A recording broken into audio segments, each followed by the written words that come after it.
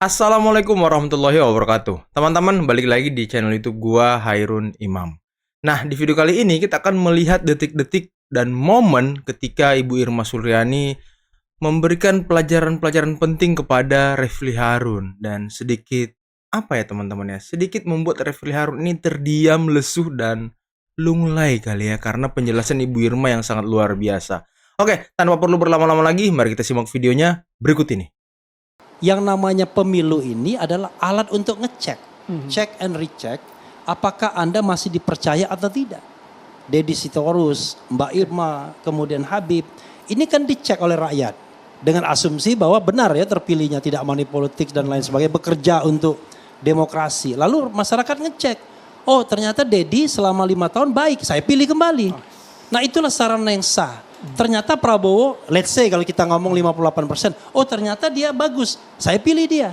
Memang bagus. Oh ternyata dia tidak bagus, dia tidak terpilih. Oke. Tapi buktinya Prabowo bagus ya kan? Itu sarana. Reward and punishment itu bukan dari kita yang mempanis dia. Mana ada elit mempanis. Yang punishment itu rakyat.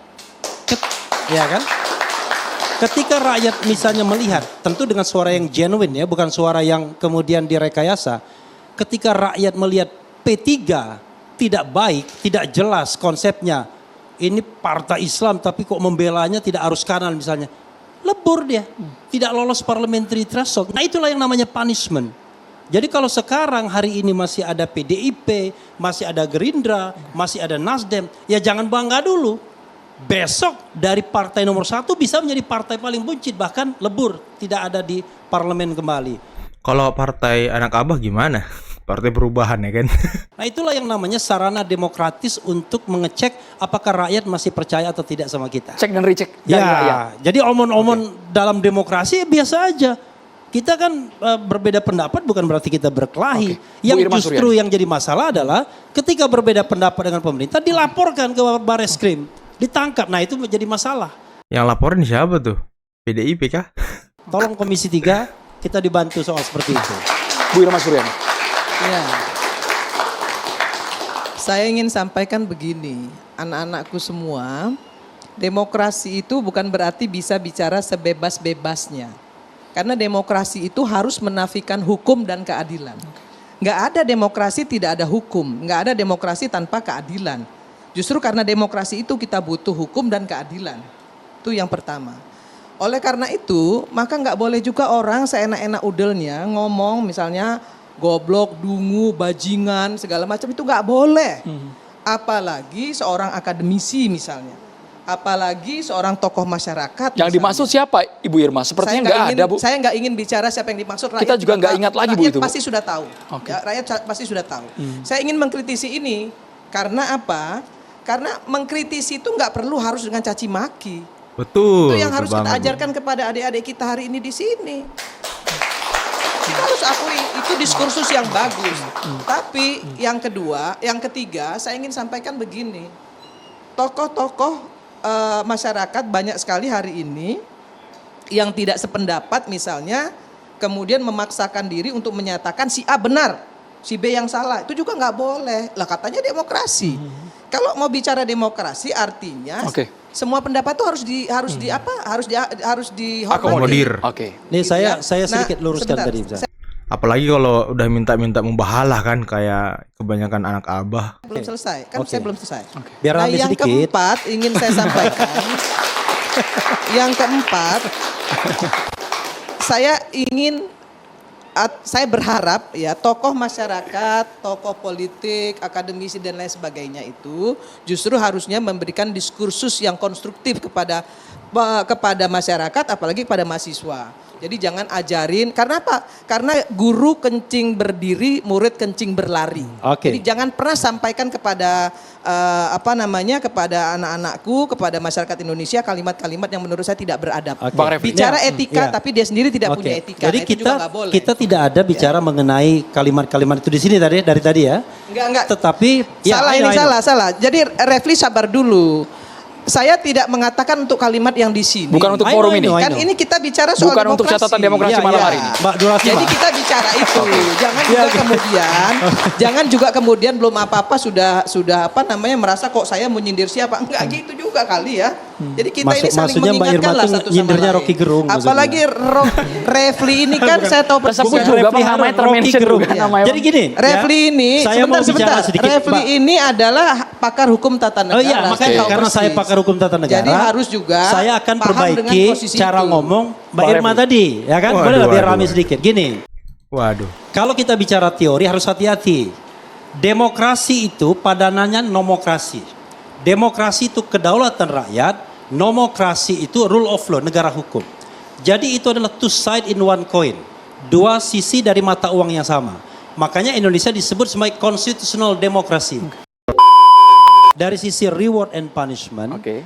itu terbukti juga bahwa mereka yang melipir ke pemerintahan ketika kalah ternyata nggak kalah the next election. Oke. Nah, ini memberikan contoh yang agak buruk pada tradisi beroposisi. Itu tambahannya. Oke. Bu Irma, contoh yang buruk untuk tradisi Ya, beroposisi. Terima kasih. Bagi kami, election pilpres ini sudah selesai. Kami taat pada regulasi. Wasit sudah menyatakan bahwa pemenangnya adalah Prabowo Gibran. Negara ini harus terus berlanjut, harus terus berjalan. Tapi anak-anak Abah hendak terima itu Bu Irma. Apalagi sampai sekarang Abah nggak bisa maju pilkada DKI ya kan? Rakyat juga harus terus disejahterakan. Kalau mau ribut terus siapa yang mau memimpin negara ini? Nggak akan pernah ada hentinya karena sama-sama ngotot, saling merasa benar. Maka kemudian Pak Surya Paloh menyampaikan kepada kami di DPP bahwa kita harus taat pada aturan dan itu yang selalu Nasdem lakukan. Dan Nasdem selalu duluan memang sebagai partai modern yang kami selalu sampaikan bahwa kami ingin menjadi role model dan sudah terbukti kok Nasdem selalu menang. Di setiap pilkada pun kami juga punya tingkat kemenangan kemarin tertinggi dan nomor 2, paling nomor 1, nomor 2 lah. Mantap, Di semua pilkada yang mantap, kami mantap. dukung. Artinya apa? Artinya Nasdem itu diperhitungkan oleh rakyat. Disukai. Hari ini tingkat elektabilitas kami, keterpilihan kami naik sekitar 15%. Oke. Nah itu juga yang kemudian membuat kami tidak lupa diri. Bahwa sebelum kami mendapatkan elektabilitas yang tinggi ini tentu ada reward juga, ada kotel efek juga. Ya dari apa yang dulu kita dukung. Kita nggak akan menafikan itu. Kita nggak akan pernah bilang bahwa Jokowi itu tidak ada kotel efek untuk Nasdem. Kita nggak akan pernah bilang seperti itu. Artinya kami adalah partai yang realistis.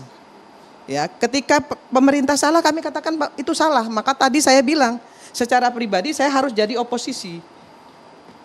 Di Wah, ini Komisi keren 9 nih, saya Bu Irma. suara saya paling keras kalau ada program pemerintah yang tidak berpihak kepada rakyat. Padahal kami ada di kabinet adalah partai koalisi.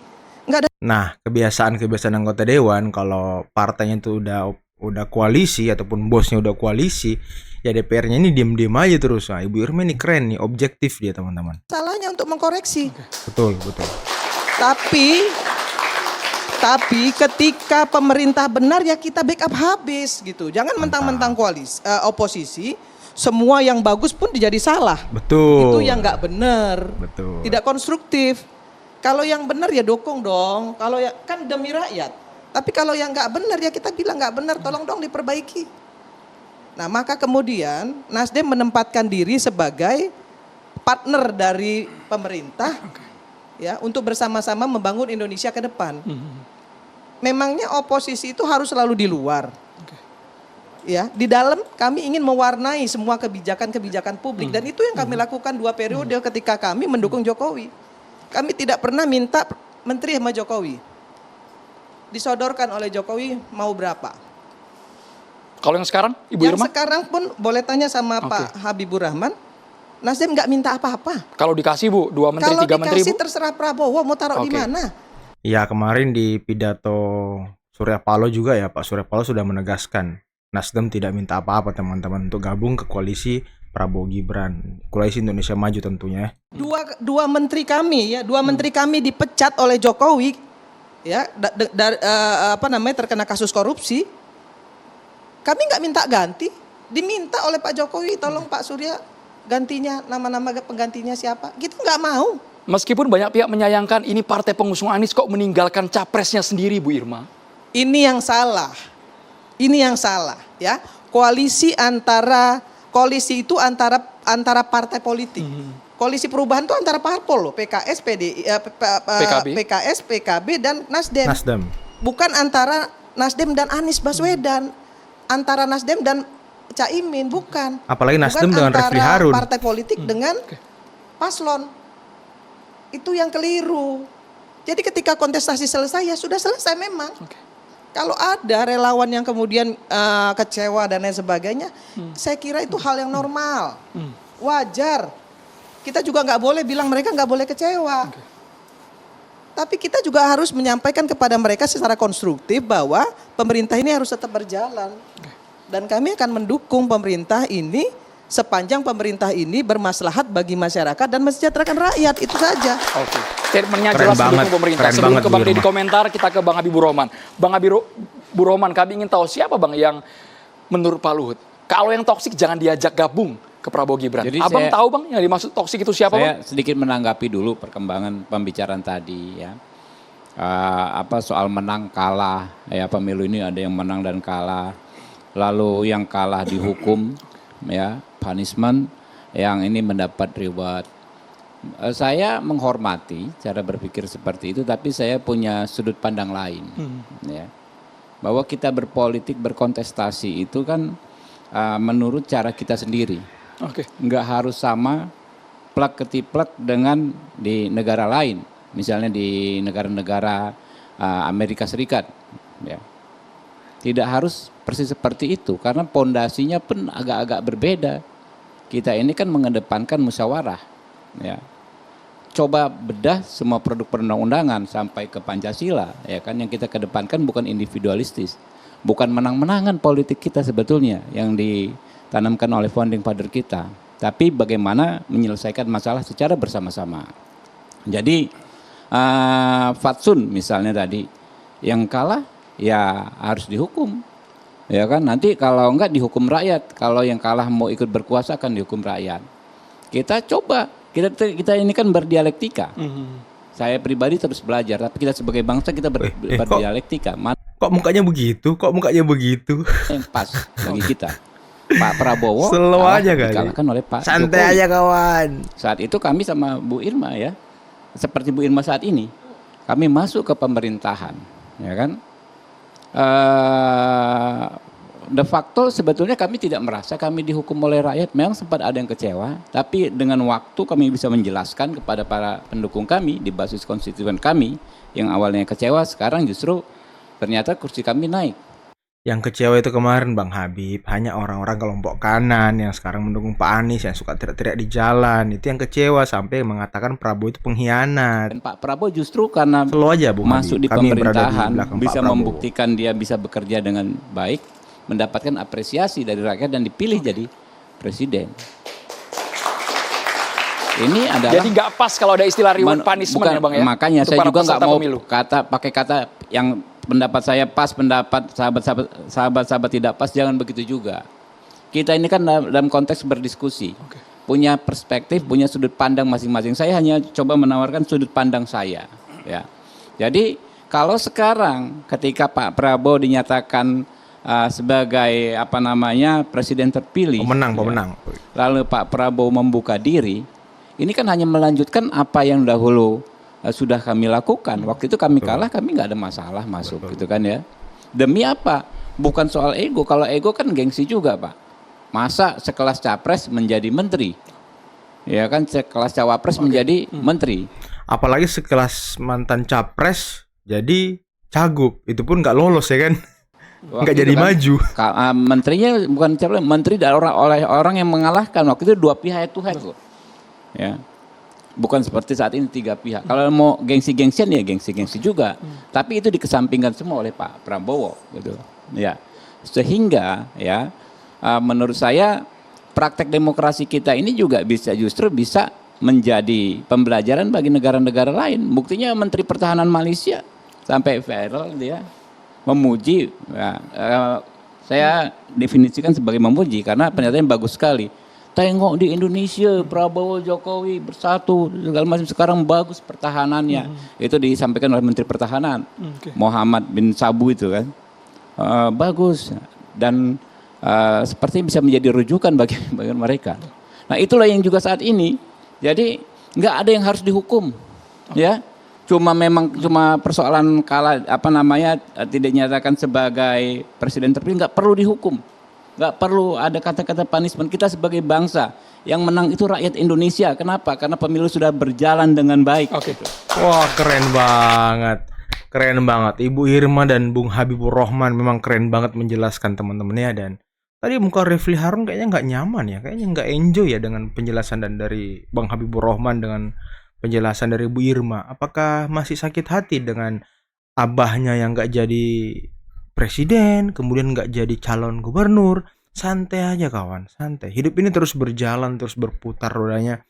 Jadi ya jangan putus asa, jangan patah semangat. Abah mau bikin partai silakan bikin partai. Semoga partainya masuk threshold nantinya agar bisa bertanding di Pilpres 2029 ataupun ya bisa lolos parlemen, minimal lolos parlemen lah teman-temannya, lolos threshold lah, itu yang penting agar partainya tidak jadi partai kayak Partai Umat ya kan, PSI, Gelora, mereka aja nih partai-partai yang sudah beberapa tahun berdiri ya masih agak susah, tapi katanya kan ada 20-an juta nih yang mendukung Partai Perubahan. Waduh, nanti kita lihat bagaimana perkembangannya teman-teman ya. Oke, mungkin cukup sekian dulu video kali ini. Jangan lupa like, subscribe, dan share videonya. Akhir kata, billahi taufiq wal hidayah. Wassalamualaikum warahmatullahi wabarakatuh. Bye-bye.